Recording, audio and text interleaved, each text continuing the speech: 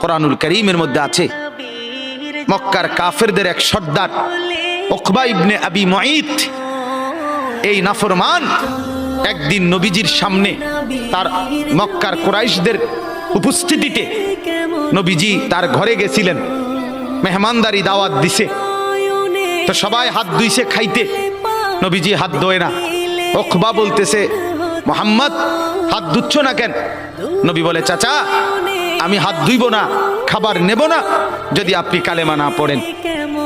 উকবা বলে, হায় মুহাম্মদ, তুমি তো আমার আটকায় দিলা, এখন যদি মেহমান ফিরায় দেই তোমাকে তাহলে গোটা মক্কায় ছিচি পড়বে, সর্দারের ঘর থেকে মেহমান না খেয়ে চলে গেছে, এটা তো আমি সইতে পারি না, যাও কালেমা পড়ে নিলাম।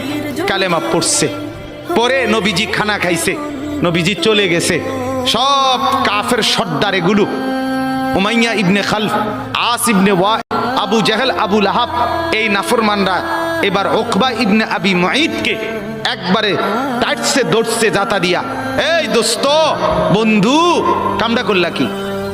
এতগুলো বন্ধুর ইজ্জতের দিকে না তাকাইয়া মুহাম্মদের কালেমা পড়ে ফেললা। দোস্ত মনে তো চাইছিল না, কিন্তু বিপদে তো পড়ছি, তোমরাই দেখছো, কালেমা না পড়লে সে তো চলে যাবে, তাইলে তো আমার বদনাম হবে, মেহমান ফিরে গেছে, সেটা তো আমি চাচ্ছিলাম না। অন কি করতাম কও?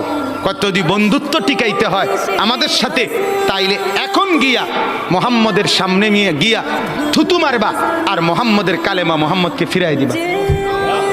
এই জানোয়ার, এই বেঈমান গেছে ঠিকই, গিয়া রাসূলুল্লাহ সাল্লাল্লাহু আলাইহি ওয়াসাল্লামের সামনে থুতু মেরে এরপরে বলছে, মুহাম্মদ তোমার কালেমা তোমাকে ফেরত দিলাম। কোরআনে আল্লাহ সূরা ফুরকানের মধ্যে বলছে,